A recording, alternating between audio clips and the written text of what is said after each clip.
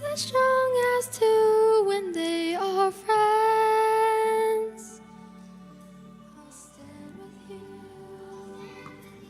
You'll stand with me. You'll stand with me. We'll stand for God. We'll stand for God. For all to see. Stand straight and tall when others bend.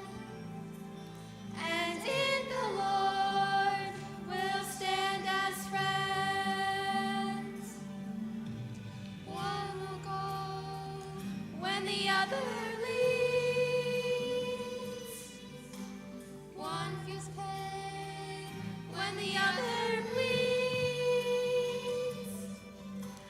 One will cheer when the other wins. two can be Like one when they are friends. Have You seen when two or three who love the Lord gather close, they have their hopes restored. Each on each is learning to depend.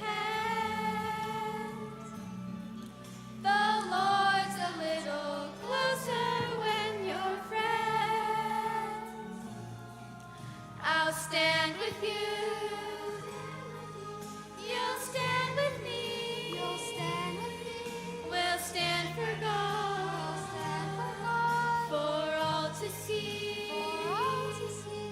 Stand straight and tall when others bend. And in the Lord we'll stand as friends. And in the Lord we'll stand as friends.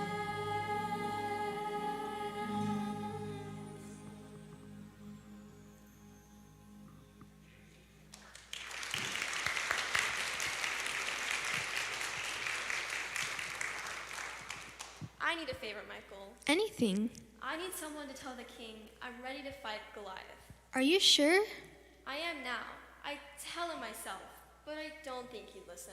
Don't worry, I'll do it.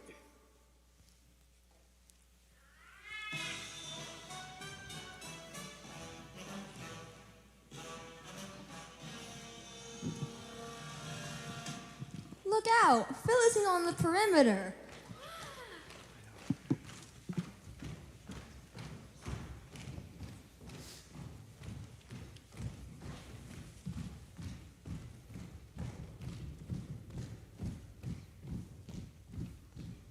Make way once again for the approach of the shield bearer of Goliath.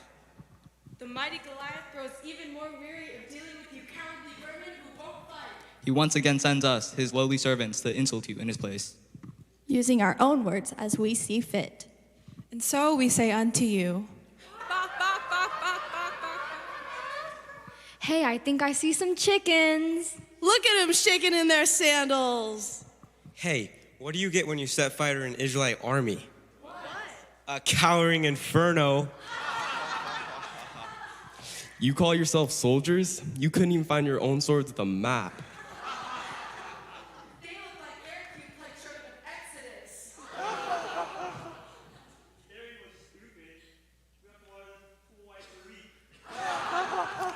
So where's your all-powerful God now? Taking a nap? Didn't you know they worship a God you can't touch or see? Yeah, they call him Yahweh. I think they ought to call him No Way.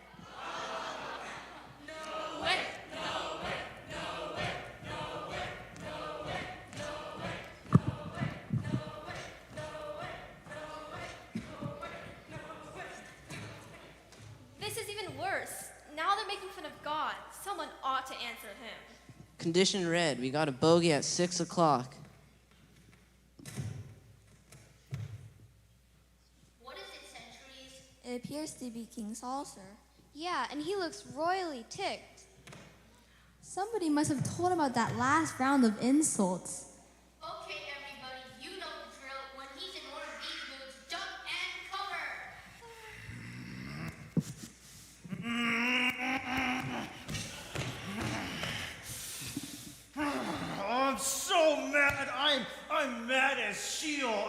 can't take this anymore. I won't take it anymore. I'm so mad. I'll give you all a tongue lashing that'll leave scars. I'm so mad. My eyes are shooting laser beams. Oh. Please, Father, you're scaring the audience. I need music. Where is that heart boy? He's right Who here. asked you? Oh. So, what is this I hear about you wanting to fight a giant? Yes, Your Highness. I think I can do it. You're too little. He's a professional soldier. He's been fighting for years, and you're just a boy. But I'm also a shepherd. What does that have to do with anything? I've had to fight before. What are you talking about? What does that have to do with fighting a giant? Please, Father, give him a chance to explain. Okay. This better be good. What are you all staring at? Come here and listen to the boy. Okay. What have you got to say for yourself? Your Highness, imagine you're in the fields late at night, all alone. Then suddenly, out of the darkness, a lion or a bear attacks the sheep. You're the only one who can save them. And all you have is a sling. This isn't the same thing. This is war. We need an army, not a shepherd. But Your Highness, most of your army started out as shepherds. That's true, but they've learned to be soldiers now. They had to in order to survive. No, Your Highness, they know better than anyone. The safety of Israel isn't in the strength of the soldiers. It's in the strength of the Lord.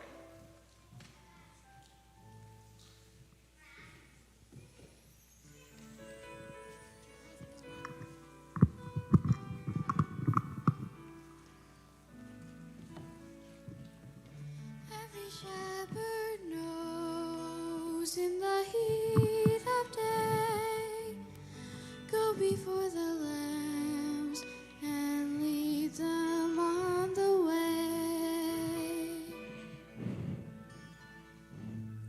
When the flock is hungry, you must walk close by, finding greener fields where tired sheep can lie.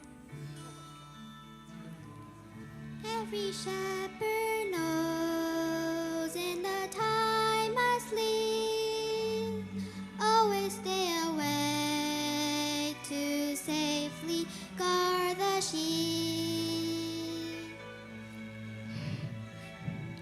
For when danger threatens, only you are there, laying down your life to save those in your care. Every shepherd knows sheep will follow through the night when they trust the one who leads the way to life. And every shepherd knows one more thing is true. There's a greater shepherd watching over you. God will go before you through the darkest day, laying down his life to guard you on the way. You can trust the leading, you can trust the care of the loving shepherd who is always there.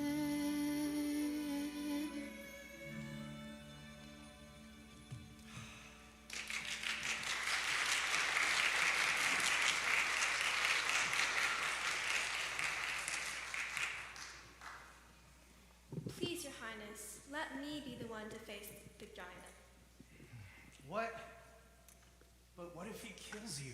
If God saved me from lions and bears, I know he can save me from a Philistine. Well, Michael, what do you think? Do you believe the boy? I'm afraid for him, Father, but I know God is with him. All right, I'll let you go, but on one condition. What is it? You have to wear my armor to protect you. Just because you have God on your side doesn't mean you can't use a little extra insurance. Commander, Yes, sir. let's get this shepherd ready for battle. Bring out the king's armor.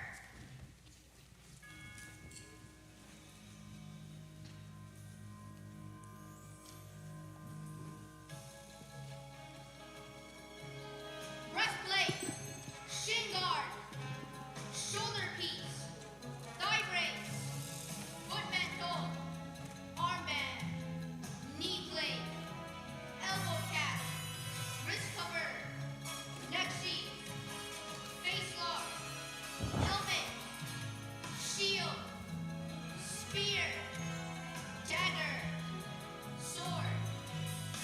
Put on the armor, tighten the straps, button the buttons and fasten the snaps. Shut on the iron, polish the wood. You gotta admit, the boy is looking good. Sure, your faith will tassel the Lord, but just to be safe, you should sharpen your sword. Though he is only a kid in a can, you gotta admit, the armor makes a man. Makes a man. Don't forget to tie a sandal, grab the shield and grip the handle. Here is where you set the spear and hold it to you. Don't forget to buckle up your helmet and to knuckle down and follow all the things that we have told you to do. Check to see your plates are tightened, and in case you're really frightened, they will never notice if you shiver or shout. Even though Goliath's stronger, you can live a little longer if you stay inside the suit and never come out.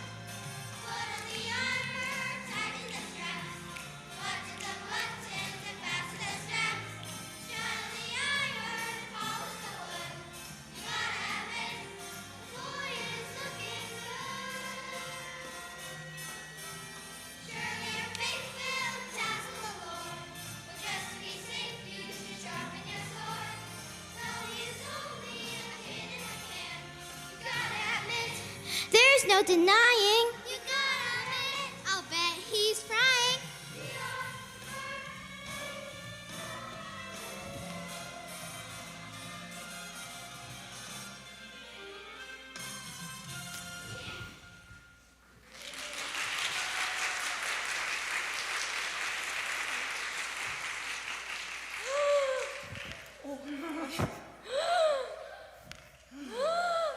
I don't think this is gonna work. David, are you all right? I am, but I'm sorry. I'm just not used to all this stuff. Well, you gotta take something with you. Let me take what I know how to use, my staff and my sling. That's all? It'll be enough. I just need some stones for my sling. All right, you heard the boy. Fix him up. All right, troops, hit the stream.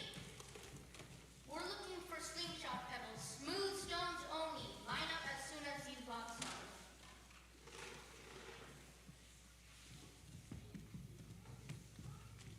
All right, line up, line up.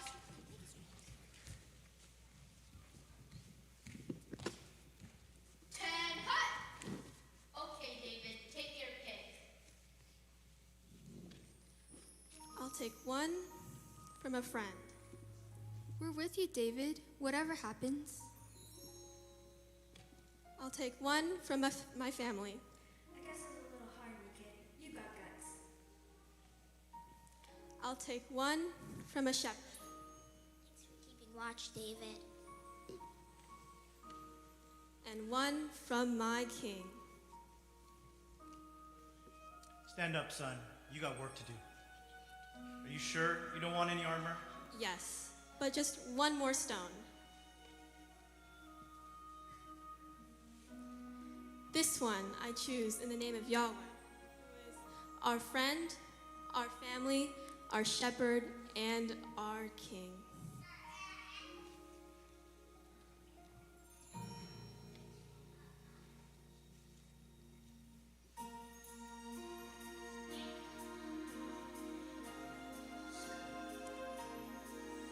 Though the danger I face is 9 feet tall, sharper than a sword and spear, when I wear the name of the Lord my God, I will not fear. Though the valley I walk is dark as death, and the end of the road is near, when I wear the name of the Lord my God, I will not fear. Are you taller than a mountain? My God is, Stronger than a hurricane? my God is, Brighter than a lightning flash at night? Faster than a hunting hawk can fly? Greater than the fiercest lion's roar? my God is this and more. Your face is 9 feet tall, sharper than a sword and spear. When I wear the name of the Lord my God, I will not fear. Though the valley I walk is dark as death, and the end of the road is near, when I wear the name of the Lord my God, I will not fear. Come on, people, find your courage. Shout it out.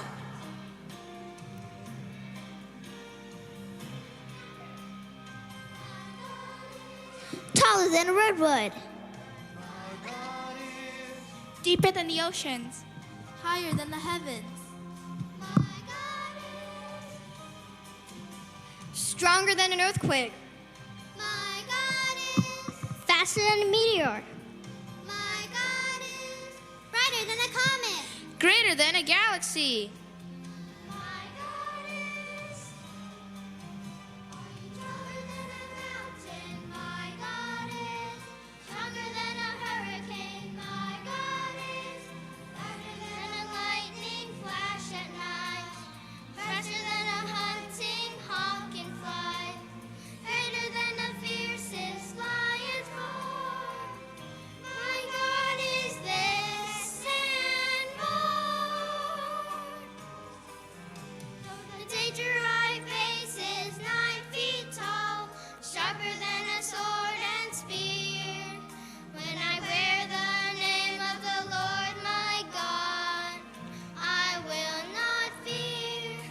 Though the valley I walk is dark as death, and the end of the road is near, when I wear the name of the Lord my God, I will not fear.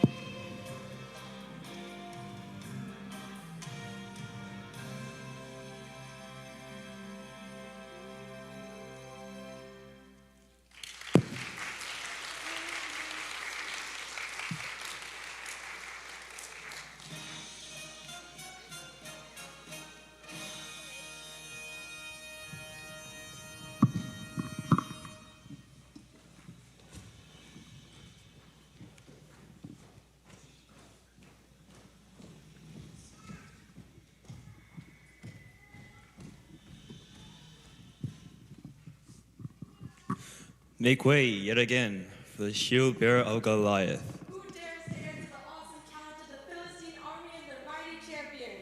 I do. A boy? You're sending us a boy? Very well. Prepare to meet Goliath.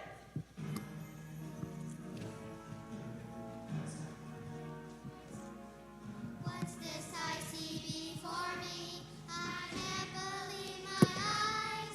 His legs are in the valley, his head is in the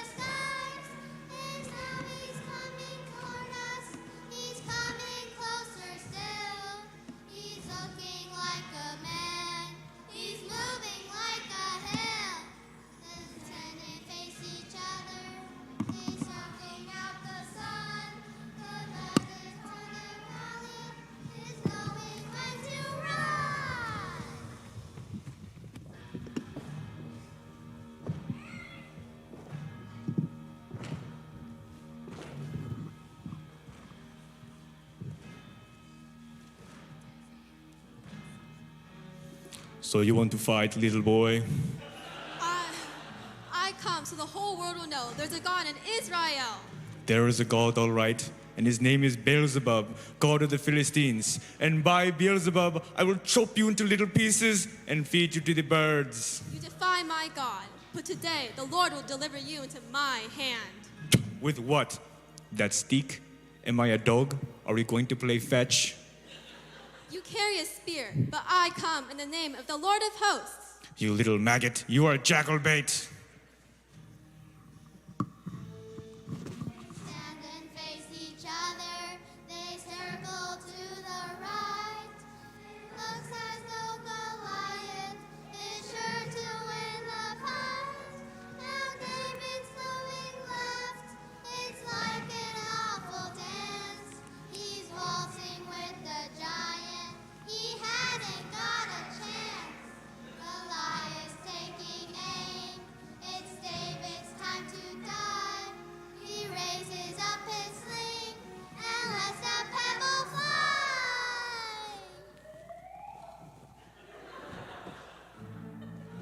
Can it be? What was that shocking sound? The stone has come and found and sparked the big guys going down.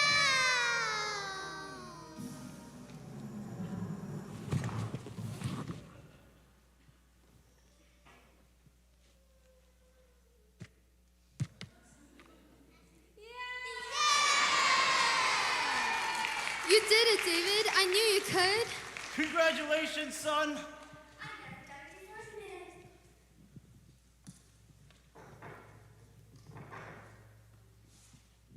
Holy Beelzebub! He's dead!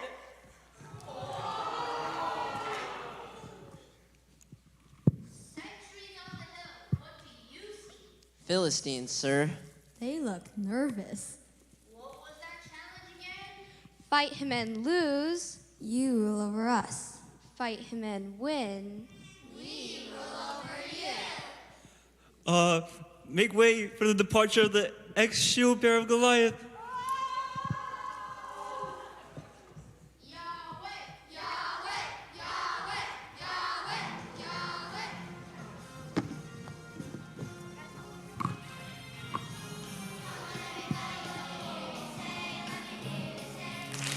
Our God is great. Come on, everybody, let me hear you say, let me hear you say. Our God is great. Come on, everybody, let me hear you say, let me hear you say.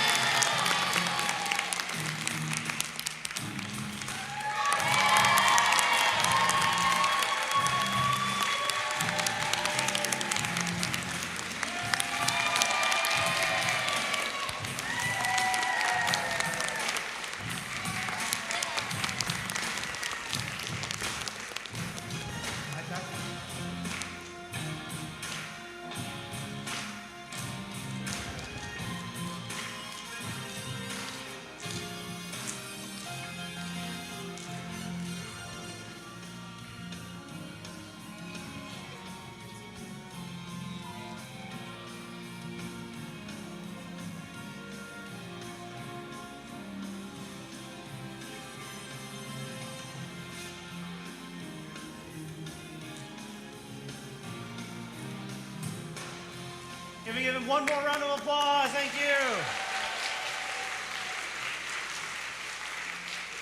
Thank you to our children's ministry team and to all the kids who work so hard, from the little children all the way to the youth. Thank you so much.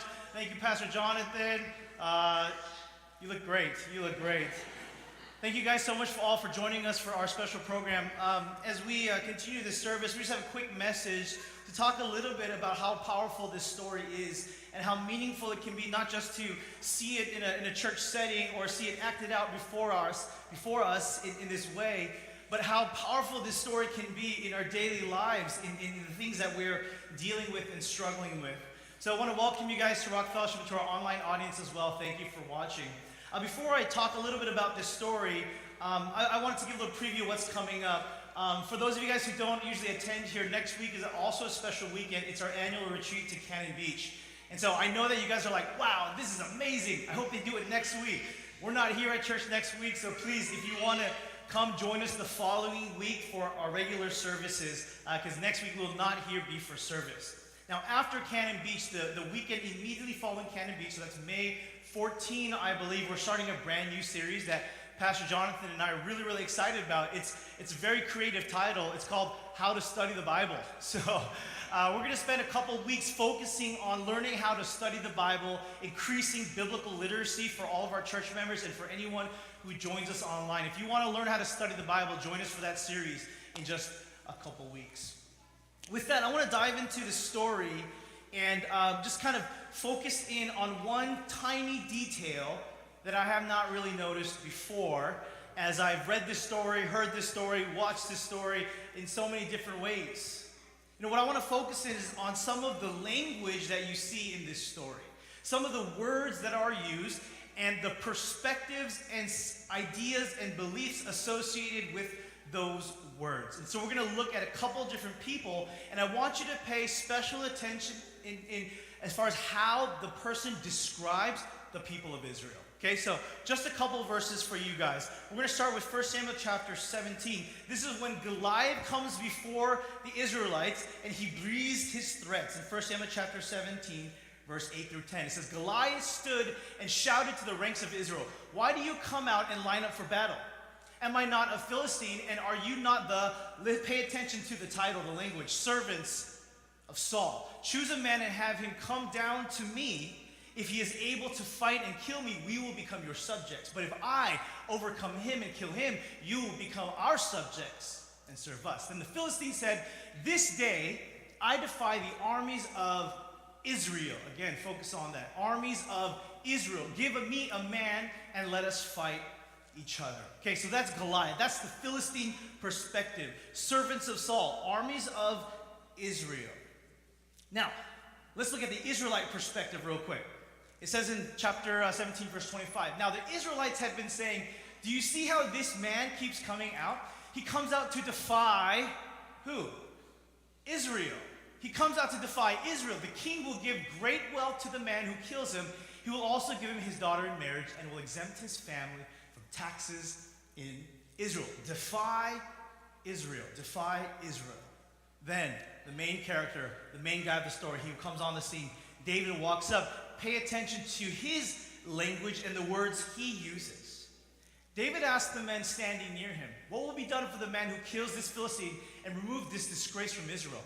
Who is this uncircumcised Philistine that he should defy the armies of the living God?"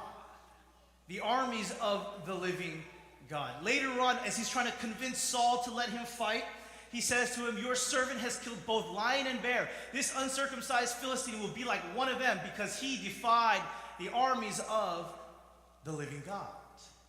And finally, as he stands before the giant, as he faces down certain death and certain doom, as he's facing down this towering man, as he's facing down these unbeatable odds, he says to him, "You come against me with sword and spear and javelin, but I come against you in the name of the Lord Almighty, the God of armies of Israel, whom you have defied." Pay attention to the language. Goliath, he looks at them, he said, "You guys are simply servants of Saul. Servants of Saul. I defy Israel a nation of people, of humans, of flesh and blood. That's who I defy. The Israelites, when they looked at themselves, they saying, he's defying us, our nation, our people, these human beings that fill this nation. But then David, he looks at the situation and he's not thinking, oh, he's defying our nation. He's not defying our people. He's defying God himself. He's breathing out threats and insulting our very own God. Not a nation, not a people, not humans. Right? So these titles, these words that they use to describe the Israelites, either themselves or by the Philistines, they reflect something extremely important. And I want to frame this story and frame this point from the framework of responsibility. Right? Really the question when they say, you are the servants of Saul, Goliath is saying a claim against who's responsible for them. He says, Saul is responsible for you guys. And you can understand why then Goliath would be so overconfident. Because he's seen Saul. He knows who Saul is, and he knows who he is. He knows he can beat him. Who is responsible for you? Who is taking responsibility for you? For Goliath, clearly he saw it was the servants of Saul. When the Israelites looked at the situation, they said, he's defying our nation, our people, Israel. So who is responsible for them? For the Israelites, they look at the situation, and it's their country. It's their people, it's their family, and it's King Saul. He's who's responsible for them. For the Philistines, it's Goliath who is responsible for them. But when David comes, clearly he has a different perspective. He doesn't look to Saul as being the one for taking responsibility for his life. He doesn't look at the nation. He doesn't look at the country. He doesn't look at the people around him. He doesn't even look at himself saying, I take responsibility for my own life. He says, the one who has taken responsibility over me is the Lord of heaven's armies. And you can understand with that perspective why David would be so confident. Because he knew that ultimately who took responsibility for his life was not himself or his countrymen or his king. It was his heavenly Father. There is powerful truth in this. And I want to pose a simple question to you as you look at your own life, whether you grew up in church or not, whether you have been to church in a long time. This is an important question for you to ask yourself. Who is taking responsibility for you? Who is taking, that's right, who is taking responsibility for you? When you look at your life, when you look at the things you're dealing with, when you look at the path of your life, the steps, the goals, the direction, who is taking responsibility for you? And actually, it's strange because in our society, in our world today, this is actually a weird question to ask. Because in our world, we live, especially in the Western world here in the United States, we live in this very much hyper-individualistic society where we glorify and we honor and we celebrate the self-made person, right? The person who pulled themselves up by their bootstraps, they came with nothing, and then they worked hard. Like, that's what we celebrate. That's what we say, that's an amazing story. People who did it by themselves. That's what we honor in this world, in our culture, and in our society. And so when we ask the question, who's taking responsibility for you? The answer we believe is the right answer is, I am. I take responsibility for me. I take responsibility for my own life. And we think about that, it's like, yes, of course, that's what you're supposed to do. If you're an adult, if you have a job, you take care of yourself. Don't lean on other people. Don't depend on other people. You do it yourself. You handle your business. This is what's honored and celebrated in our world. So let me ask you the question, who is taking responsibility for your life? If we look at the situation from the story of David and Goliath, there's a couple different groups. And as you look at kind of the different senses of responsibility, you can see where that can lead. And maybe it's not all the time, but you can see it often lead in that direction. So let's take Goliath, for example.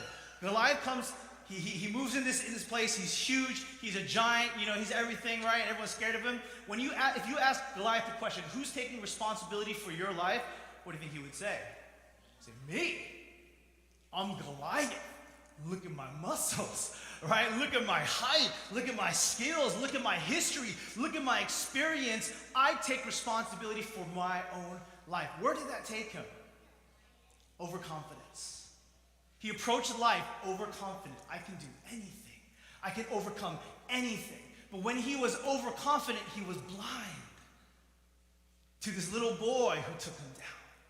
See, oftentimes, if we put our responsibility in ourselves, it can lead us to a place where we feel like we got everything under control until that day comes when we don't. So if you're in that place, what are you going to do? At the same time, you have King Saul. You have King Saul who, at the same time, if he were to ask the question, who's taking responsibility for your life? He'd probably also say, like Goliath, I'm the king. I have all the power. Look at my crown. Look at my beard. It's glorious. It's wonderful. Look, I can do anything I want. Who's taking responsibility for me? Me. But where did that take him? Goliath went to a place of overconfidence. Saul went to a place of fear. Because he understood his weakness. He knew that he had the responsibility over his own life, but he knew what he could not do. And so he was afraid. And he could not lead his people. So if you place the responsibility of your life, the confidence of your life in yourself, it can lead to these two very uncomfortable places and unhealthy places. On the flip side, you have the Philistines and the Israelites. If they were asked the question, who's taking responsibility for your life, they would say somebody else. Goliath is. It's funny that we don't even know who the king of the Philistines are. We just know Goliath. Goliath is our man. Goliath is our guy. He's going to take care of us. We can depend on him. Israelites at the same time, they're saying, our nation will take care of us. Our people will take care of us. Our king will take care of us. And where does that lead them? For Israelites, it led them to a place of fear, just like Saul. Because their hope was in the wrong thing. The Philistines were overconfident, just like Goliath, until he was gone. And then the Bible tells us that they skedaddled. They were gone. They ran away. Because they were afraid. And then finally, you have David. If you ask him the question, who's taking responsibility for your life? Say, not me. Not me. Like, I know I'm good with the sling. I'm a good shepherd. I'm strong. I can kill a lion. I've killed a bear. But I know that the one who's taking responsibility for my life is not me. I'm not trusting in King Saul. It's the Lord of Heaven's armies. It's my heavenly Father who is responsible for me. And that took him to a place of confidence, of courage, of bravery. That's where it took him. So the question I want to repeat once again to you, who is taking responsibility for you? And you get to decide the answer to that question. You can say, it's me. Look at my resume. Look at my CV. Look at all my accomplishments. Look at my beautiful family. Look at my home. Look at what all I've done. I can take care of myself. But what happens when you get to the day where it turns out you can't? Or you can put your hope, you can put your trust, you can put responsibility for your life in someone else.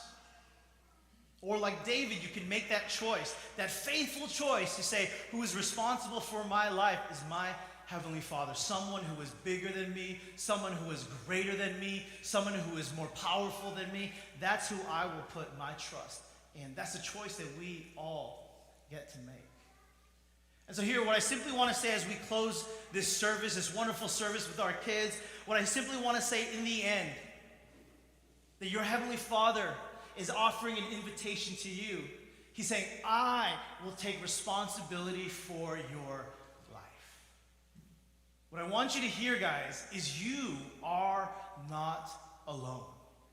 All the burdens that you bear, all the things that you have to take care of, you are not alone.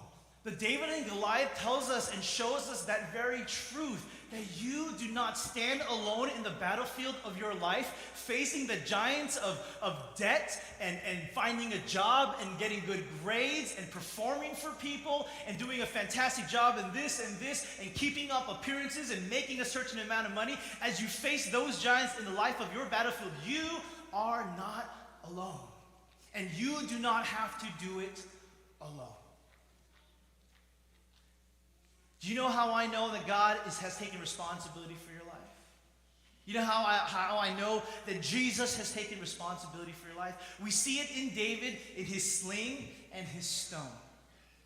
But for you, the proof that God, your Heavenly Father, wants to take responsibility over your life, to be able to say to you, you're my guy, you're my girl, you're my people, I'm here for you, I will take care of you. The proof is in the cross. 2,000 years ago, when Jesus died on that cross, that was his statement. He said, I will bear the sins of my children myself. I will take responsibility for them. So as we conclude our service, I just want you to remember, you are not alone. And I'm not even talking about the community of faith, the church, which is wonderful, right? Like, it's an amazing place. You know, as our church, our mission statement says, we seek to connect people to a loving community. That's the first thing that we want you to do here, is connect to a loving community. But I'm not even talking about that. Yeah, you're not alone. You have friends and family and people here in this place. But no, you are not alone, because your Heavenly Father has taken responsibility for your life and bore him on his shoulders and bore him in his hands and his feet on the cross. You are not alone, and you do not have to do it alone. I hope you're encouraged by that. I hope you're blessed by that. Now, as we close, we have a very special thing, one last number from all of the kids who did the musical and even our mighty tambourines. We're going to invite all the kids up, and they're going to sing a song for you. One of the songs we did from VBS, Vacation Bible School, last year, which is actually coming up June 20, but it's called Every Giant Will Fall, and it's fantastic. It's a lot of fun. So I'm going to invite all the kids to come up for this last final number, and we will conclude our service.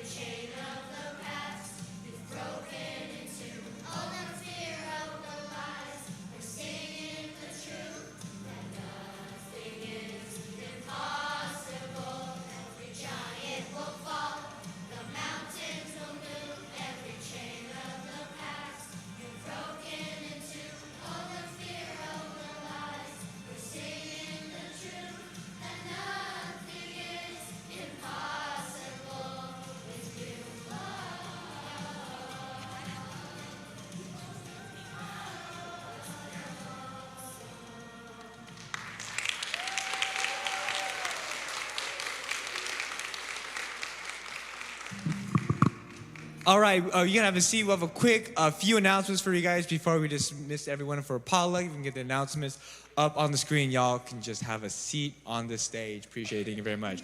The announcements up on the stage. The first one is that, again, as usual, if you're joining us for the first time, we don't really pass around an offering basket anymore, but we encourage you to give if you would like to give. That QR code on the screen will take you straight to our online webpage. But Adventist Giving for Rock Fellowship, you can give to Tithe, which goes to the conference, or Rock Fund, which helps support our local ministries, stuff like our musical and pastor salaries. Our next slide, moving forward, is that we have a few announcements coming up for the next few weeks. Just a heads up if this is your first time visiting. 2 p.m., we'll go more like 2:15 p.m. for today. We have a town hall meeting. If you remember, at the beginning of this month, Pastor Chris shared some ideas about our vision and what's next for Rock. We're going to be talking about that, answering some questions in the chapel, which is the room that shares that wall over there. Grab your potluck, eat your food, and join us in the chapel at 2:15 for our town hall meeting. Our next announcement is that next week, as we mentioned, as Pastor Chris mentioned in the talk, next week, Mother's Day weekend, we're heading to Cannon Beach. Friday, coming back Sunday afternoon. This will be a great time. So again, if you have not signed up and you're planning on coming here, we will not be meeting here next week. We'll be over at Cannon Beach for our annual retreat. Next is that, again, we have VBS coming up in June. We'll talk about that later. But again, feel free to join us for the fellowship to continue. Down the hall to your left is our fellowship hall. We invite you to join us for potluck. If you don't feel safe eating with us or you got to go, we have other arrangements. Feel free to take stuff to go. Thank you so much for joining us, for tuning in online. We'll see you guys next week. Thank you.